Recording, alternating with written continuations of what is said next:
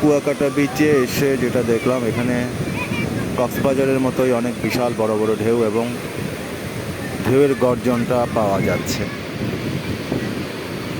এটা একটা খুব আমার ভালো লেগেছে। এবং যেটা অন্য বীজগুলো থেকে আলাদা মনে হচ্ছে, এখানে প্রচুর তাল গাছ, নারকেল গাছ। আমি এখানে পা ভিজিয়ে হাঁটছি, সমুদ্রের ঢেউ এসে আমার পায়ে পড়ছে, অনেক ভালো লাগছে।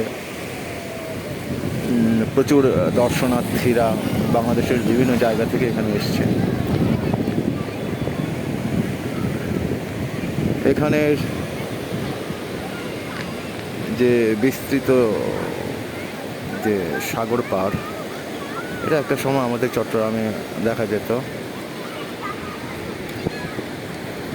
এই যে আকাশটা লাল হয়ে গেছে, সূর্য প্রায় ডুবে গেছে।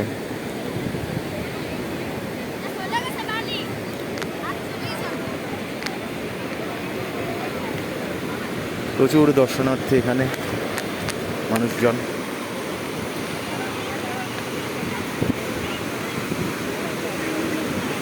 বিশাল বড় বড় ঢেউ।